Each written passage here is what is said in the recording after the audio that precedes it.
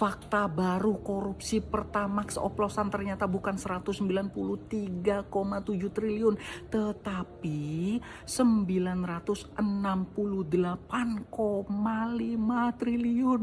Wow. Bang si Ate banget pejabat Pertamina ini ya. Bajingan banget pejabat ini ya. 968,5 triliun itu lebih baik dibagikan ke rakyat miskin. Rakyat miskin di Indonesia itu ada 24 juta. Kalau uang sebanyak itu dibagikan ke sejumlah orang miskin itu, rata-rata per orang miskin dapat 40 juta. Coba bayangin. Kelar orang miskin di Indonesia, selesai. Kalau nggak ada koruptor-koruptor kayak gini nih. Kalau uangnya dipakai koruptor seperti ini, mengayakan pribadi, mengayakan keluarganya sendiri. Mending dibagikan aja lah ke orang miskinnya Pak Prabowo. Duitnya yang dikorupsi itu diminta semua, dikasihkan ke orang miskin. Enak, orang miskin gak ada lagi di Indonesia, selesai. Kalau dikasih duit koruptor ini. Pak Prabowo, saya mewakili mulut netizen. Hukum koruptor ini seberat-beratnya 100 tahun kalau perlu. Gimana netizen? Setuju kan kalau dihukum 100 tahun? I kaget banget pas lihat angka ini. Jujur, I kira korupsi Indonesia baru levelnya gila. Tapi pas lihat ini, jir 7 kuadriliun. Dari Pertamina, negara rugi 1 kuadriliun karena pengelupusan minyak dan duit rakyat. Dari Antam, negara rugi 5,9 kuadriliun. Entah emasnya ngilang kemana. 7 kuadriliun itu sama dengan 7.000 triliun loh. Terus lenyap, gak tahu kemana tuh. Buat gambaran ya, itu 3 kali APBN-nya Indonesia 2024 loh. Jadi bisa untuk Indonesia survive 3 tahun. Tapi dari kejadian ini yang aneh ya, kenapa rakyat disuruh bayar selalu lebih mahal, yang miskin disuruh hemat, dan bahkan disuruh tanam cabai sendiri. And media tenang-tenang aja tuh, cuma mikir ini beneran salah administrasi atau ada yang lagi pesta di belakang. Pas nang Embong lek kepengin nang Jeding mampir nang pom Pertamina, tapi lek ngisi bahan bakar nang pom Shell. Delokno gak nasionalis gak apa-apa, wong aku biar nasionalis mau bujuk ya malah mau oplos.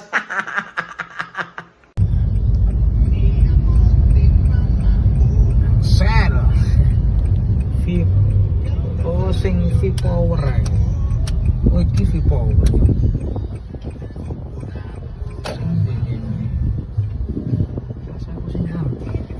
itu yang super, yang depan itu super kok.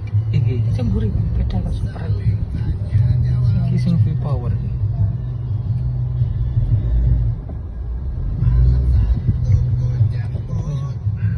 Tadi debat Bang Hendar Sam dan Bang Ray bagus kalau kita mau telaah ketentuan undang-undang. Kasus ini mudah untuk dibongkar. Di dalam ketentuan undang-undang BUMN itu, semua proses harus taat ADART. Kalau kita telusuri apakah apa yang diperintahkan di ADART itu dilaksanakan atau tidak, akan ketemu tuh siapa pelaku, siapa biang, siapa yang kemudian tahu informasi dan segala macamnya. Tinggal urusan aparat penegak hukum yang kata beliau, ada niat atau tidak, ada kelurusan atau tidak dalam menyelenggarakan negara. Kalau kita bongkar akan terlihat. Jangan fokus ke Ahok. Kalau Ahok pun tinggi suaranya, biarkan saja. Saya berkeyakinan kalau teman-teman di pemerintahan serius, maka proses di ADART itu akan ditelusuri. Kita akan ketemu di sana. Pasti ketemu. Kecuali memang ini mau menutupi berbagai kepentingan hanya untuk sekedar masuknya pemain pengganti agar rampok-rampok baru tetap berkuasa.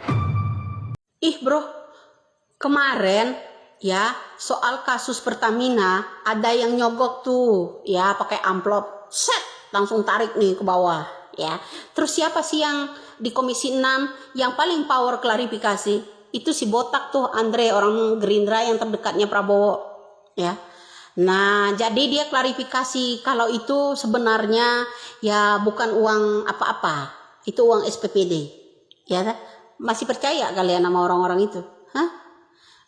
Jangan lupa buat Pak Andre ya, kalau nantang-nantang Ahok yang katanya Ahok kalau punya bukti, kalau punya data bawa ke sini, bawa ke Komisi 6 maksudnya ya. Ya jangan lupa bawa aparat ya.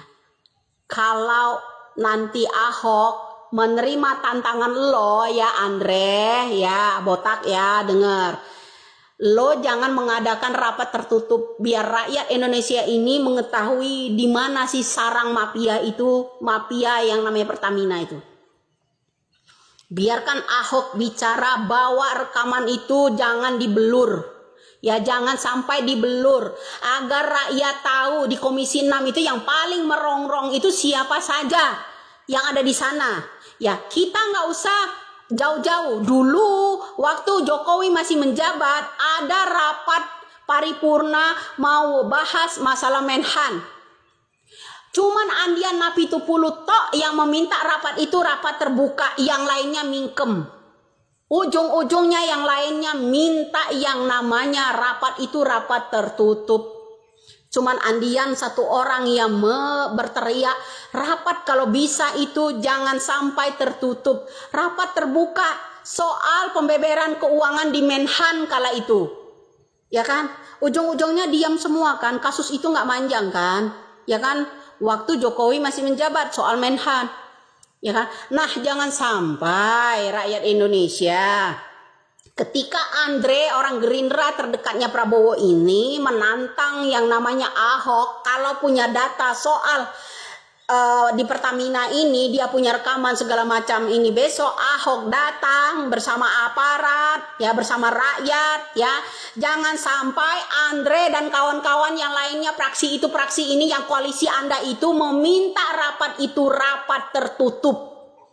Ya, saya ingatkan, Anda harus membuka lebar yang namanya rapat itu, bila perlu bawa Bapak Kapolrinya sebagai aparatur negara. Ya, sebagai aparatur negara, Bapak Kapolrinya Listio Sigit itu bawa untuk mendampingi Ahok. Apakah Bapak Kapolri kita, aparatur negara ini berpihak pada rakyat atau tidak? Ya, saya mau tahu. Besok kalau seandainya tantangan Andre, ya orang Komisi 6 yang dari yang namanya Gerindra ini menantang Ahok bawa data.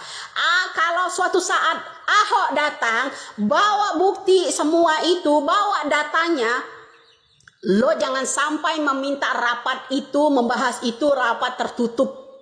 Seperti kata lo ini kode etik dan segala macam, gak ada. Rakyat mau dengar siapa sih orang-orang yang paling merongrong ya di antara pembelaan para mafia Pertamina. Oke, jadi lo harus tahu rakyat ini udah nggak bisa dibodohi lagi, woi. Kalian itu bukan mewakili rakyat, mewakili mafia, melindungi mafia. Kalau Anda besok menantang yang namanya Ahok, ya jangan sampai ada rapat tertutup seperti rapat yang namanya Menhan kala itu. Ya, jangan sampai.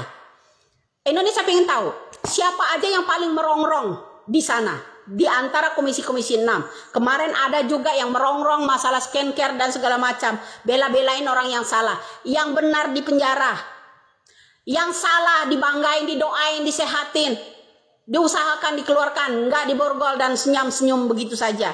Ya, begitu juga dengan kasus Pertamina besok. Jangan lupa Andre, ya Andre, jangan lupa kasus gas lanjut, jangan madet. Kasus PLN ini hampir ratusan triliun loh. Ya, siapa saja pemberitaan ini belum keluar. Jangan pura-pura tuli, pura-pura buta kalian. Menteri BUMN juga ya.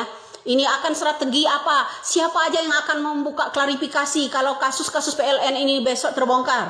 Siapa yang akan disiapkan? Menteri Keuangan juga yang akan klarifikasi atau mensosnya? Ya. Jangan lupa ya Andre ya. Lu kalau gak nantang yang namanya Ahok besok, lu jangan pura-pura buta, jangan pura-pura tuli. Lo ya, juga rapat itu tersebut ya, mau dari kalangan fraksi apapun, lu jangan minta kalau rapat itu rapat tertutup. Aparat yang harus dibawa itu adalah aparatur negara. Salah satunya adalah Bapak Kapolri kita. Kalau benar-benar membelain kebenaran. Oke? Ya, salam waras. Yang sehat, lo nya. Ya, kalau nantang Ahok. Ya, mudah-mudahan Ahok menerima tantangan lo. Ya, besok kalau dia bawa semuanya, buka telinganya. Ya, buka matanya, jangan sampai kesumpul pasir. Apalagi orang yang mau ngejar katanya koruptor itu dikejar sampai ke negeri padang pasir yang terjauh. Lu jangan sampai kelilipan pasir. Ya. Muka lo, mata lo, telinga lo, jangan sampai disumpel-sumpel. Contoh aja lo, ada yang namanya nerima amplop aja. Lo yang paling geger bermain, ada apa ini? Indonesia harus tahu. Siapa kalian itu sebenarnya? Bandit itu bersarang di mana? Banditnya, mafianya Pertamina nih sama siapa? Siapa? Ya, rapat harus terbuka, jangan tertutup. Bawa tuh rekaman, bawa tuh aparat. Salah satunya aparat minta itu ke Bapak Kapolrinya untuk mendampingi. Jangan belain yang namanya mafia. Salam waraslu. Pertamax dioplos, Antam juga bisa dipalsukan, ternyata minyak juga bisa ada pengurangan pada saat dibagikan ke masyarakat. Kalian tahu kan produk minyak kita, yang memang minyak goreng ini adalah subsidi dari pemerintah. Nah, kalau misalkan kita beli 1 liter, ternyata yang dapat masyarakat adalah cuma 700-800 ml aja. Jadi bisa dibilang ini adalah penyunatan minyak kita. Ini dia ya, jadi udah dapat tersangkanya, yang dimana adalah pengurangan minyak kita yang sudah disebarkan oleh ke masyarakat. Rugi lah, 200 mili itu banyak ya. Udah bisa goreng apa aja itu. Jadi ternyata tersangka ini mengatur mesin pengisi minyak jadi kurang dari 1 liter. Puwinter. Dikira nih masyarakat ya udah beli tinggal goreng, jadi nggak tahu kalau 200 mili itu udah dikurangin. Karena Indonesia ini udah sering banget dibohongin kan sama pemerintah. Jadi memang ada beberapa masyarakat yang menuangkan full, pada saat dicek ternyata bukan 1 liter.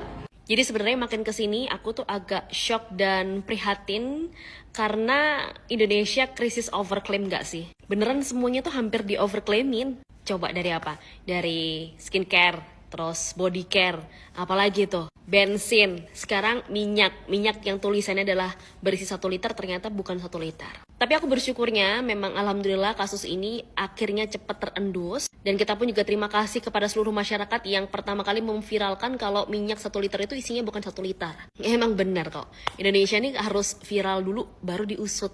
2025 baru berjalan 3 bulan, kita masih punya sekitar 9 bulan. Kita akan menunggu kasus-kasus apa lagi yang sangat mengejutkan di negara kita.